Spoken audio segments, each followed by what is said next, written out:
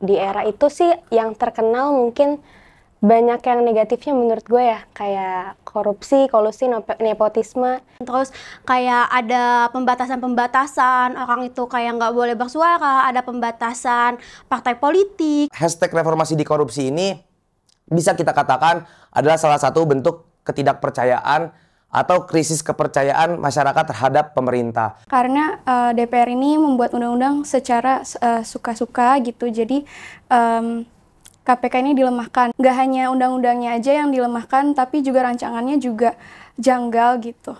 Karena bagi gue reformasi nggak cuma di korupsi, tapi udah diinjek-injek, diludahin, dipukul-pukulin, dibuang kemana, ke tempat sampah.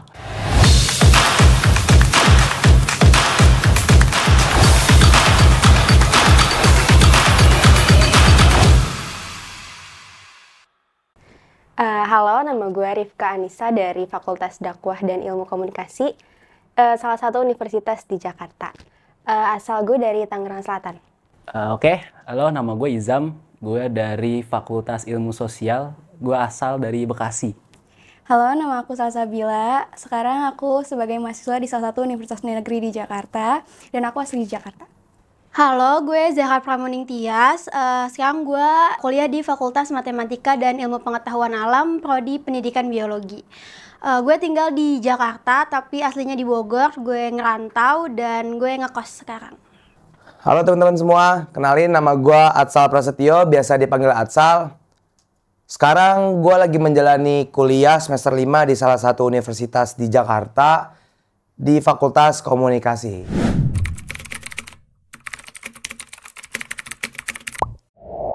Oh, kalau sejarah. Menurut gue anak muda sekarang nih bukannya lupa akan sejarah. Kalau sejarah mungkin ingat. Cuma tuh mereka karena zaman sekarang ini kehidupannya makin individualis, jadi mungkin anak muda ini jadi nggak menerapkan nilai-nilai sejarah yang mereka tangkap pas sekolah dulu sih, gitu. Gue pikir apa ya? Gue pikir kalau kata lupa itu kayak apa ya? Kayak kita tuh nggak pernah ngerasain sama sekali loh sejarah itu gimana. Jadi mungkin bukan lupa, tapi emang dari awal nggak pernah tahu. Misalkan kayak kita nggak pernah diajarin sejarah kontemporer itu kayak gimana. Karena kita tahu kemerdekaan kayak gimana, tapi kita nggak tahu tuh abis Soeharto itu apa.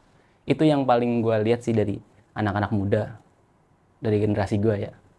Menurut aku sih bukan lupa, tapi mereka sudah nggak peduli lagi dengan sejarah bangsa mereka sendiri dikarenakan pengaruh Barat yang sering muncul di media sosial yang memang mereka pergunakan saat ini.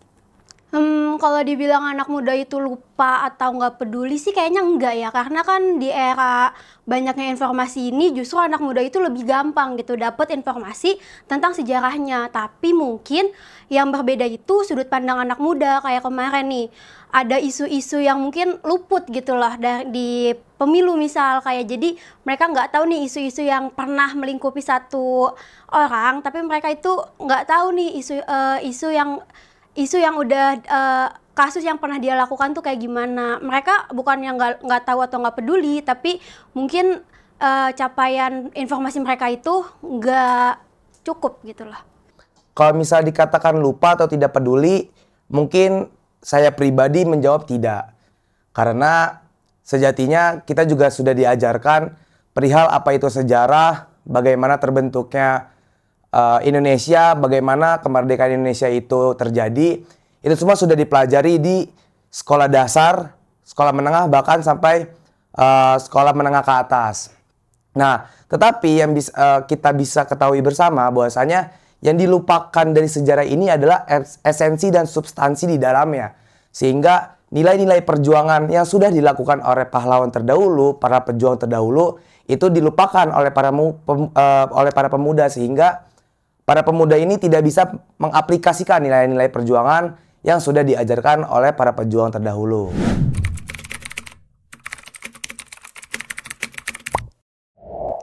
Tahu? Tahu dong. Tahu. Tahu dong. Tahu ya?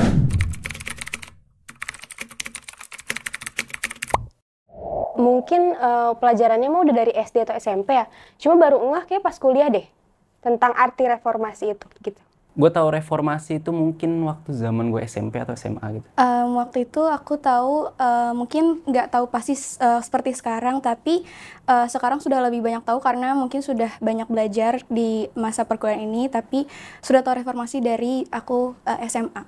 Gue kenal kata reformasi itu pas SMP. Gua tahu reformasi itu apa ketika detailnya itu ketika gua SMP sih lebih tepatnya, karena di situ gua mulai tertarik dan mulai mengulik beberapa sejarah yang terjadi pada saat reformasi.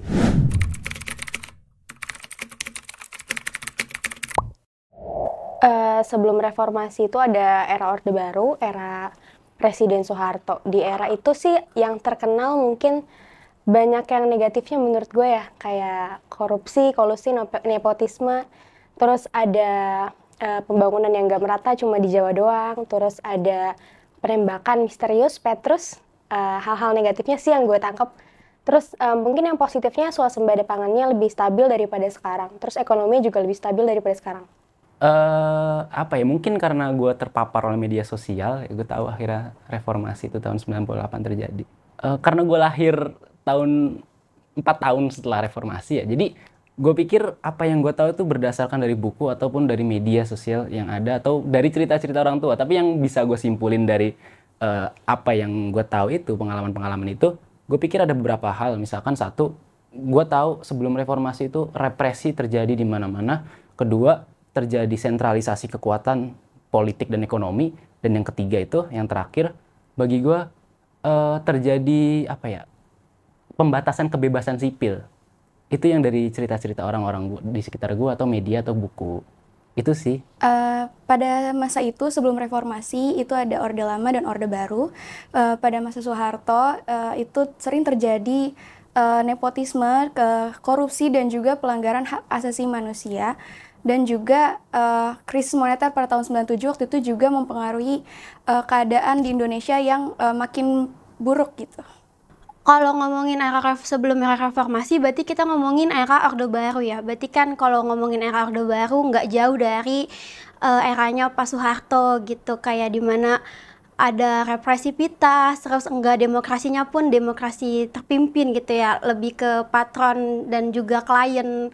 Kayak gitu sih kalau yang gue tahu. Ya jadi kalau yang gue tahu di era sebelum reformasi itu berarti kan sistem demokrasi kita juga terpimpin, terus kayak ada pembatasan-pembatasan, orang itu kayak nggak boleh bersuara, ada pembatasan partai politik, dan juga banyak banget aturan-aturan, nggak boleh ada serikat buruh ataupun serikat organisasi yang lain-lain. Ya intinya kalau dibandingin sama sekarang tuh era sebelum reformasi itu bener-bener depolitisasi ya istilahnya. Jadi nggak lebih ke homo politikus tapi homo economicus, di mana masyarakat Indonesia itu berfokus pada pembangunan ekonomi, dan kebanyakan sih pada apolitis kecuali mereka yang kerja di pemerintahan, dan itu pun mereka itu harus ada di partai Golkar. Ya jauh beda lah sama yang sekarang. Karena kita udah sama-sama belajar siapa itu reformasi. Jadi kan sejarahnya itu dulu ada Orde Lama, ada Orde Baru, dan juga ada zaman reformasi gitu. Sebelum era reformasi itu terjadi ada beberapa fase. Yang pertama itu pasca kemerdekaan atau yang bisa kita sebut Orde Lama, yaitu pada saat zaman Soekarno.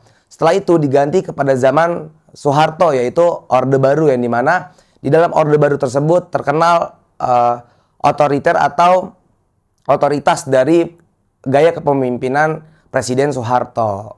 Nah, dilengsarkan niat pada tahun 98, Presiden Soeharto diganti, dan di situ juga terjadi perubahan, yaitu era reformasi di dalamnya.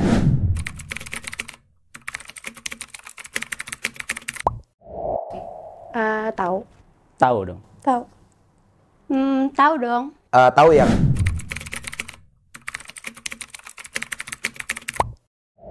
Oke. Tagline reformasi di korupsi itu kan muncul tahun 2019 ya.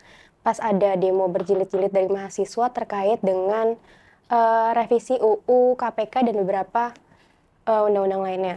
Kalau gue sih setuju dengan tagline reformasi di korupsi tersebut, karena mahasiswa dan banyak masyarakat juga memperjuangkan bahwa revisi UU tersebut itu nggak sesuai dengan nilai-nilai Pancasila dan udah melenceng gitu dari hukum yang berlaku. Kayak di KPK itu kayak dilemahkan gitu undang-undangnya, sehingga wewenang KPK dalam menjalani serangkaian dalam menjalani tugasnya untuk menangkap korupsi di Indonesia jadi agak dipersulit gitu. Gue nggak sepakat.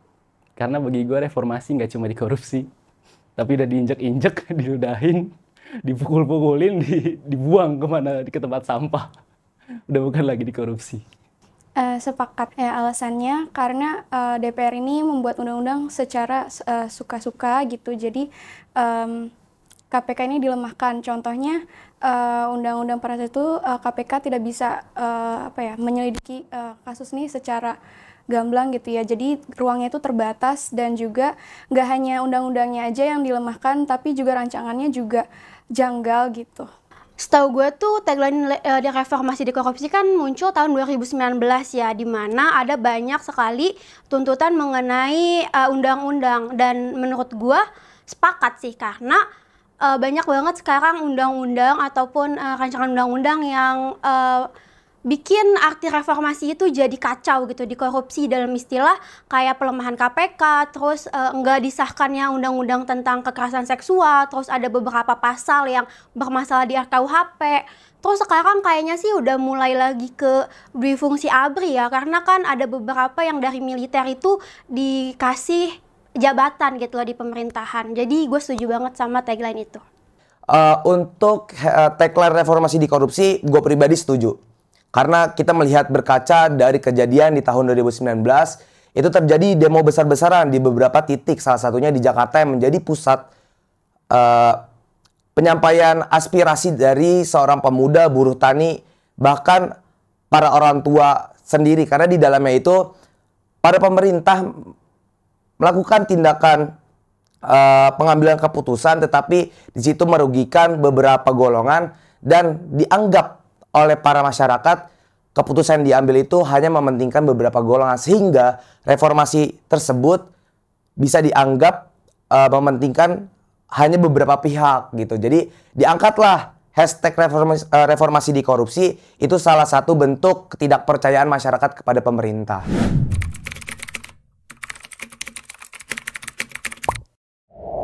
Kalau aksi itu sih gue belum ikut ya, karena waktu itu gue masih SMA. Tapi orang-orang terdekat gue rata-rata pada ikut, dan abang gue sempat kayak hampir ditangkap gitu. Pokoknya itu kayak huru-hara yang parah banget, karena semua elemen masyarakat kayak terlibat, ada polisi, ada mahasiswa, ada masyarakat dan sebagainya. Itu sih sampai kacau banget ya, dan gue denger sampai sekarang tuntutan dari mahasiswa itu belum terpenuhi oleh DPR. Awal mula tagline itu kan setahu gue karena ada demo ketika akhirnya ada reformasi KPK kan. Nah akhirnya disitulah banyak terjadi perdebatan segala macam.